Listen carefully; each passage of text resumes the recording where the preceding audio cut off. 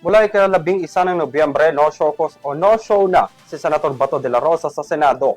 Magmula rin nang mapabalita ang pagkakaroon ng ICC arrest warrant laban sa kanya.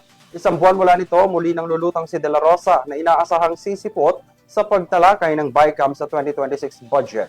Alamin ang kabuuan ng detalye sa aking report.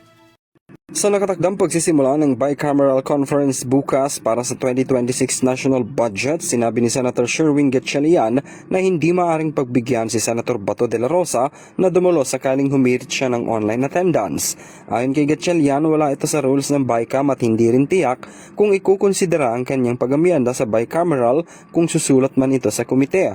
Si De La Rosa ang tumatayong Vice Chairman ng Committee on Finance, kaya naman otomatiko siyang bahagi ng conference sa bicameral meeting.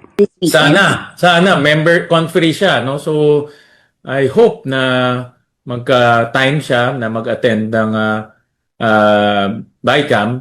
So we're supplying yung kanyang mga staff ng information, nagko-coordinate. Bagamat hindi pa raw naman nagbibitaw bilang miyembro ng BICAM si De La Rosa, inaasahan raw na siyang dadalo ito sa gitna ng pagliban niya ng isang buwan sa Senado.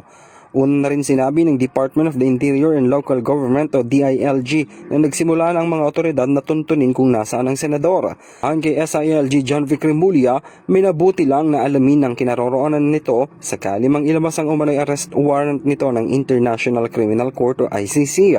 Sa loob raw ng 3 linggo, na monitor na ang 6 na mga lugar na pinupuntahan niya, gaya ng bahay ng kanyang mga kaibigan. Binigyang diin naman ni Remulla na hindi kikilos ang DILG hanggat walang utos mula sa lokal na korte. Naglabasan na ang ulat sa gitna ng ICC investigation kaugnay ng drug war, ngunit iginiit ng pamahalaan na lokal na hukuman lamang ang may kapangyarihang maglabas ng arrest order. Para sa URTV News, ako si Henry V. Nicolas, sumasaludo sa bawat Pilipino.